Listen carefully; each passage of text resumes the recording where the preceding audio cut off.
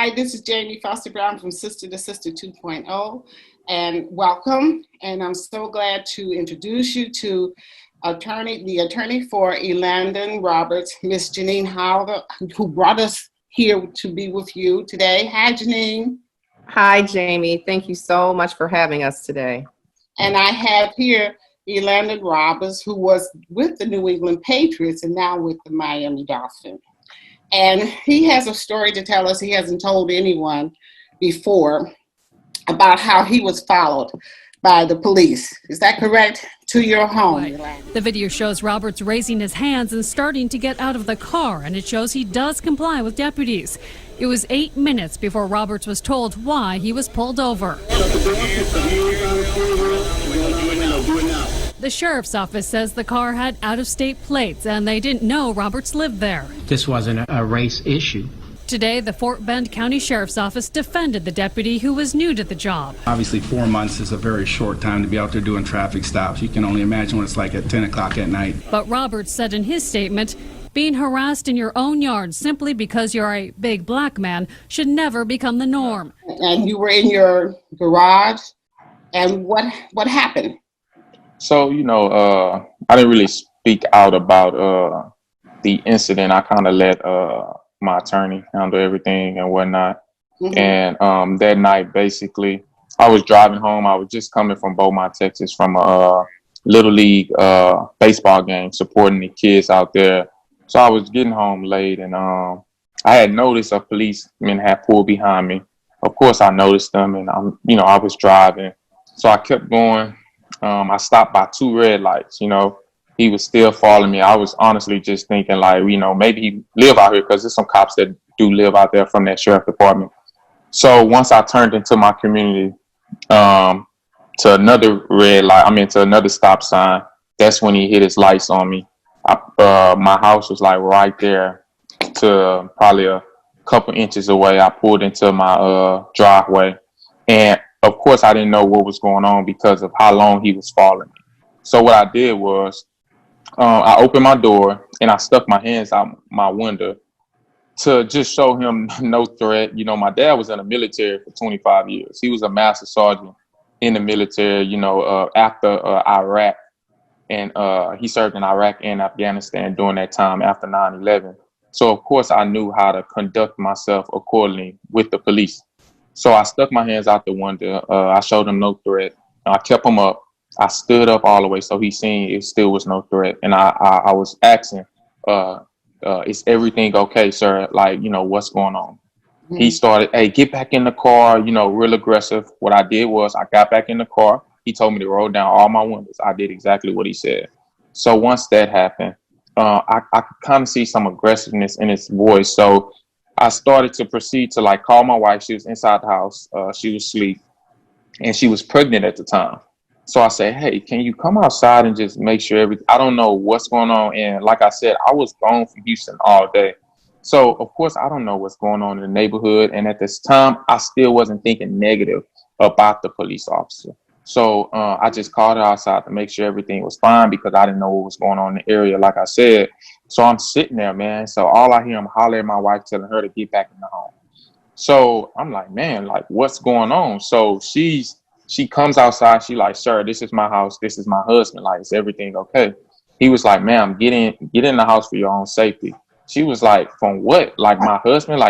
This is my house. Hold on now. I can come outside my house. I'm in the driveway. So he told us to get her to get back in the house. So what I say is, Tori, because my wife's name is Tori Roberts, I said, go back in the house. She go back in. I opened the garage from my car. Once I opened the garage from my car, she stood in the garage, because that's a part of the house. Elandon, I don't mean to cut you off, but I just want to bring this important point, to the story, is that when Tori, his wife, was standing outside initially to see what was going on, the officer, Deputy Watkins, told her to go back in the house or else she was going to be arrested. So I just wanted to make that point clear. Yeah. And I'm glad you brought that up, Janine, and because I definitely didn't want to skip over that part. So she went in the garage door opened, the cop proceeded to say, close the garage doors. I'm like, so she like, I don't have to close the garage door. So she sat in the garage. She started videoing herself. We have cameras all around our house, so you can definitely see uh when the police officer hit his lights on me, because you can see it all. So anyway, she sat in the garage. Man, when I tell you, I can hear the police cruisers flying down the street, like flying. Oh my It was God. like it was 5 police cars pulled up to my house. So now at this time, I don't even know why I'm even pulled over. I still don't know why I'm sitting in the car. I'm trying to figure out like what's going on. So she videoed. So she started to be like, man, like what's going on? And I'm like, I don't know. So I proceeded to call my agent, because he's from Houston. He stays in Houston. So I called him. He's on the phone the whole time. So at this time, I'm sitting in my vehicle. Was it 18 minutes, Janine, before they even came to me? It was 9 minutes. So they had Elandon sitting in his car for about 9 minutes before he even knew why he was being approached. Right. It wasn't until after we received a copy of the dash cam from the stop as part of an open records request that we learned that the reason why the officer didn't approach the car is because he had called for backup, describing my client as being a big black man who was being non-compliant, and that his wife was being non-compliant as well. Okay. Which were both false statements. Okay. Yeah. Okay. And to speed up the whole story, basically after that, he came to the car, asking for my license registration. I give it to him, like, what's going on? Still didn't tell me. I'm like, can you please tell me what's going on? He said, well, you were speeding back there. So, me and like I told Janine and my agent, I seen him the whole time. Mm-hmm. I'm like, I knew I didn't speed by him, and I knew he didn't have a laser on me, because on the ticket it said he had me with a laser, and I'm like, he did not have me with a laser. So make a long story. I don't know what that means. So basically, that's when they're clocking you outside the car with the gun, with the laser gun, to see how fast you're going. And I seen him the whole time. It was dark. I'm like, he didn't have a laser on me.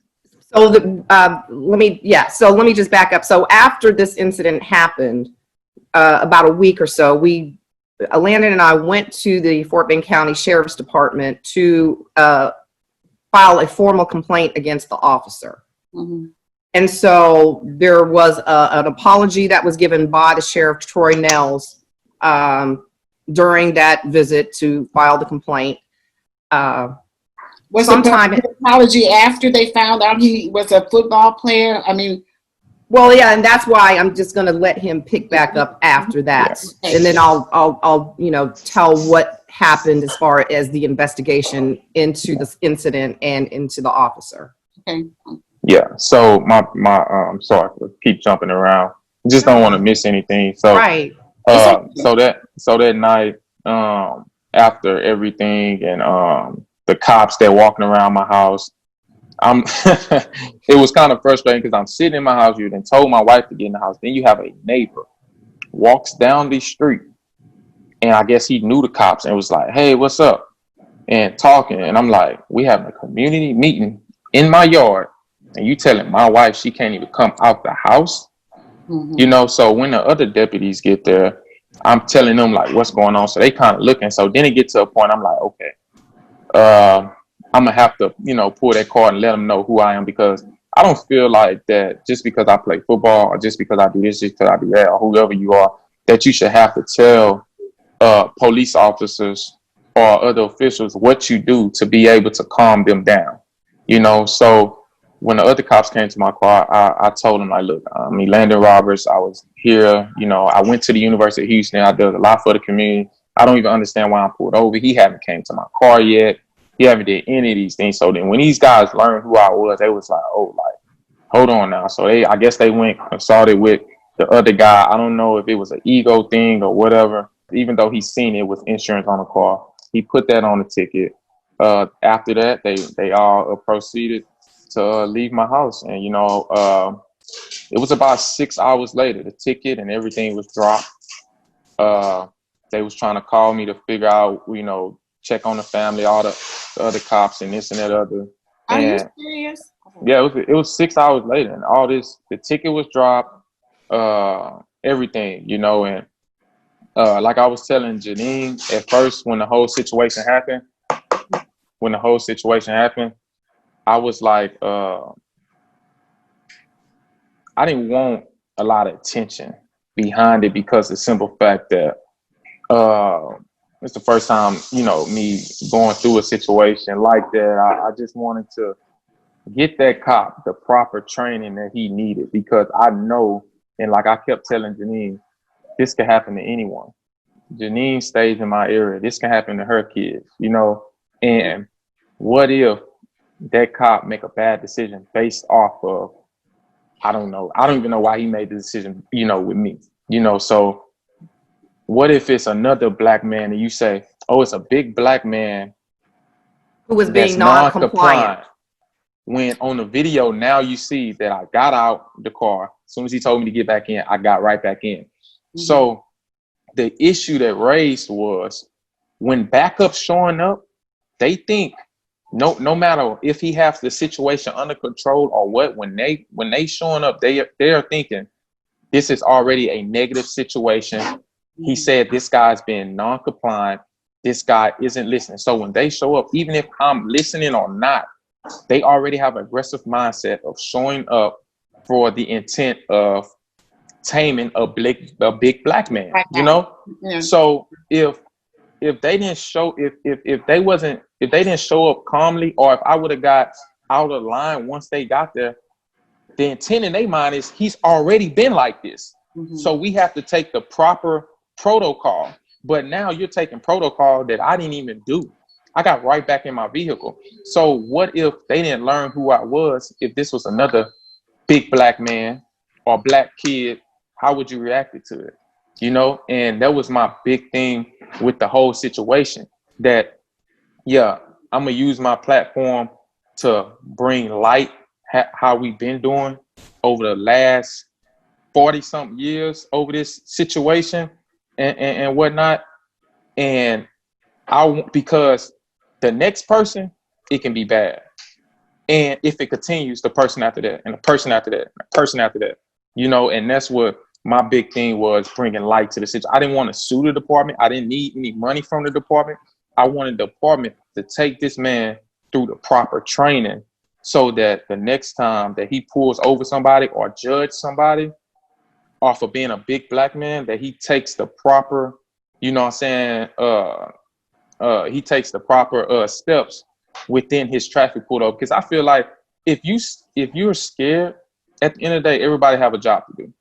I know my job as a football player. I know what comes with it. I know the contact that comes with this sport like that. And I like it. I love it. I know the consequences. As a cop, you're taught to make sure at the highest level that you protect and serve. If you is on traffic duty and you're intimidated or scared of your job when at certain times, then I feel like you shouldn't even be on the street, because that's how situations like this escalate.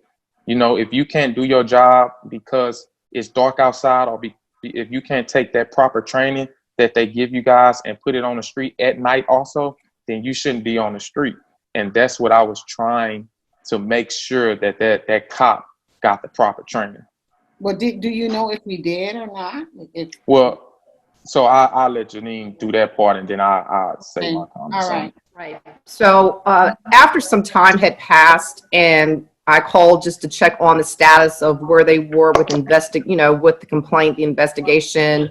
I was told at that time that they didn't even have a record of the complaint in the system. So they hurried up and just put together a couple of emails that basically stated that they didn't find that the officer did anything wrong, but they were going to refer him for remedial training.